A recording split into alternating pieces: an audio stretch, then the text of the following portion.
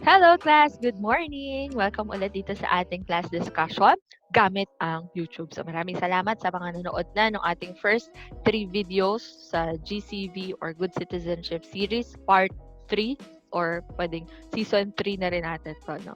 So, bali apat na yung na-discuss natin. So, first yung equality, na-discuss ni Sir Dong during our Zoom meeting. And then, yung pangalawa, yung in-upload natin noong nakaraan about patriotism. Tapos may dalawa pang sumunod about unity and promotion for common good. And today is the last discussion on good citizenship values, which is pagkamakabayan. And the specific topic is respect for law and government. As you can see, medyo related na rin ito sa mga napag-usapan natin nung nakaraan about sa patriotism and sa mga na-discuss din ni Sir Dong about unity and promotion for common good. Hindi pa rin kami magkasama ngayon ni Sir Dong, pero nakita niyo nakapag-upload kami nung nakaraan kasi medyo nagkaroon nga kami ng technical problem. But ngayon, ito na yung last discussion natin. And I think we can start. So, welcome to Respect for Law and Government. Ta-da! So, to start with is a, a Bible verse that said that let every one person be subordinate to the higher authorities. For there is no authority except from God, and those that exist have been established by God. Therefore, you have to take note of this, whoever resists authority opposes what God has appointed, and those that oppose it will bring judgment upon themselves. For rulers are not a cause of fear to good conduct, but to evil. So yun palang ating mga law enforcers. Law enforcers, gaano man ka kaliit yung tinitingnan natin sa kanila o gaano kalaki, they are appointed by God and they are expected to be respected. So whenever we try to oppose those law enforcers, we are actually opposing God. So we have to be careful.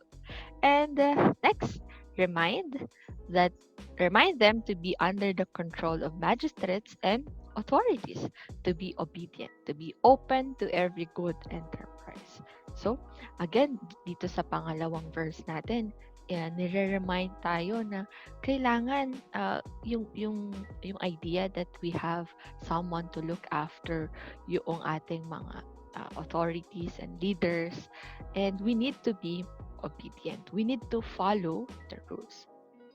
Third, if we desire respect for the law, we must first make the law respectable. That is our duty, to respect the law. Because sometimes we are very much involved with criticizing the law. But we forgot to make the first step, which is to make the law respectable. We need to respect the law. Next, uh, the law is valuable not because it is a law, but because there is right in it. Sabihin natin, kasi batas yan eh. No? Kasi yan yung sinasabi nila. But hindi. Hindi naman siya basta bigla na lang naging batas out of nowhere, no? Siyempre, dumaan siya sa napakalaking procedure. And then, it turned out to be a law because there is a right in it. May factor, may reason, may purpose. Why is it a law? Next, the very idea of the power and right of the people to establish government presupposes the duty of every individual to obey the established government. It is the power and the right of the people. Yes, no? But it is also our duty as an individual to obey the established government. Duty yun. No? Hindi lang yun basta gusto mo lang. No? That is part of our responsibility as a citizen of the Philippines. Next, where law ends, there tyranny begins. No, imagine life without laws. Ano kaya mangyayari sa atin, no? And sabi nga dyan ni William Pitt, there tyranny begins. So, it is very important that we have an imposed law. So, yun yung ating introduction about respect for law and government. Bakit kaya napakahalaga pa rin ito? Lagi natin tinatanong, no? Bakit ba mahalaga na pinag-aaralan pa rin ito? Because hanggang ngayon, parang napakahirap pa rin sa isang tao na sumunod sa batas. Simpleng pagtatapon ng basura, simpleng pagsunod sa traffic light, simpleng pagtawid sa tamang daanan, napakahirap pa rin natin matutunan. To continue is our different learning objectives. So, one is to impress upon the participants of the importance of value of respect for law and government. Ano ba yung value nito sa iyo? At ano ba yung value nito para sa bansa natin? Second is to illustrate the benefits and implications of the value. Ano bang benefit pag ikaw ay sumunod sa batas? Ano ba? Na-realize mo ba? And ano ang implications nito? Bilang lahat kayo, alam ko dahil kayo ay mga magsi-second year na, lahat tayo ay nasa legal age na. So, ano yung implications nito sa'yo? No? Third, to develop the participants a sense of appreciation of law and government. Bakit ba merong law? Bakit merong government? And how we can actually appreciate what is happening in the Philippines. No? So, we have different processing points. First is that to reflect on this particular question. Am I a law-abiding citizen? Do you think you are a law-abiding citizen? Paano? Saang paraan? So, titignan mo, tumatawid ba ako sa tamang daanan? Humihingi ba ako ng resibo tuwing magbabayad ako sa 7-Eleven? Walang promotion dito ha. Second, do I appreciate and respect the work of the government to institution laws and measure for the common good? Appreciate ba natin na yung value niya? Sabi ko nga kanina, no? Paano kung walang law? Paano kung walang rules that apply in sa barangay or sa munisipyo? What will happen? Third, is the world a better place without laws? You think? Magiging mas okay if wala tayong batas na sinusundan? What will happen? Fourth, can I truly be free without laws to limit my actions? Sometimes we tend to experience the idea na, nako, like ngayon, yung ECQ, no? Bawal lumabas. Bawal nang wala kang mask. Nasa labas ka, no? Nasa public place ka. Bawal na may angkas sa motor, no? Bakit ang daming restrictions, no? And ma-realize mo, can I truly be free without laws to limit my actions? You have to reflect on that question. Next, do I encourage others, especially my family members, to be a law-abiding citizen? Kasi sabi ko nga, legal age ka na, no? Do you encourage part of your family that they need to be a law-abiding citizen? Yung bang yung mga nakakabata yung kapatid, pinsan, tita or tito nyo, pinsan na nakakasama nyo. Minsan ba, nakikita nyo na, no?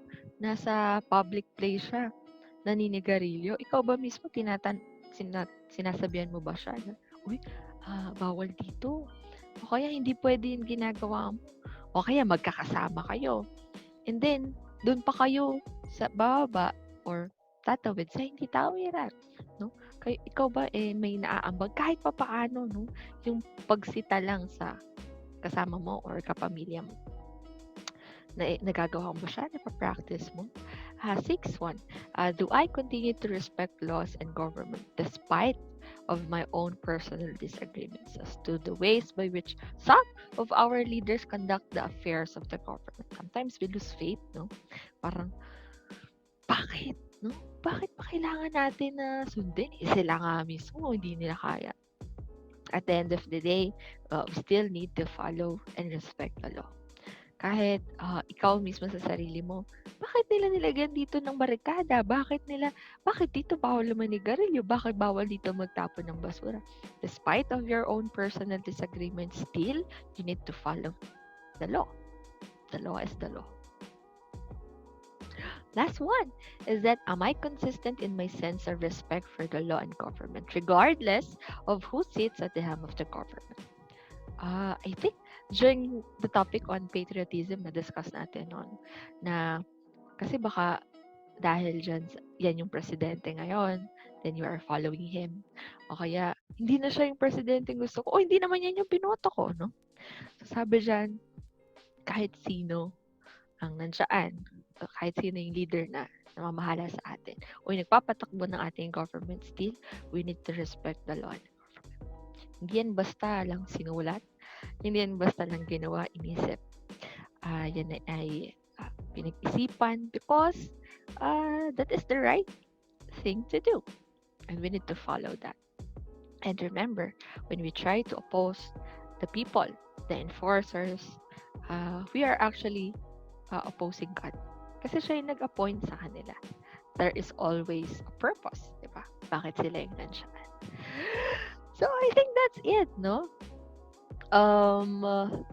That is the end for respect for law and the government. So, I think meron kayo natutunan kahit paano. Again, this is still part of our good citizenship values, pagkamakabayan, respect for law and government. This is the last discussion on the GCV series, and I hope from the first series may natutunan tayo. Again, ano-ano nga yun? Comment nyo dyan ha, kung naaalala nyo yung mga topic na na-discuss natin. Lahat pala ng presentations natin is courtesy of Sir Dong. Nito yung mga nakakaraan. Yung nakaraan kong slide tsaka yung ngayon. So maraming salamat kay Sir Dong sa paggawa ng magandang PowerPoint presentation. And yun lang, magkikita-kita ulit tayo at nalalapit na ang inyong graduation. So sana ay mayroon tayong magandang experience kahit na medyo hirap ngayon at online. And I hope na patuloy nyo pa rin panonoorin yung mga susunod na videos natin hanggang graduation. So, yun lamang. Mag-iingat kayo palagi.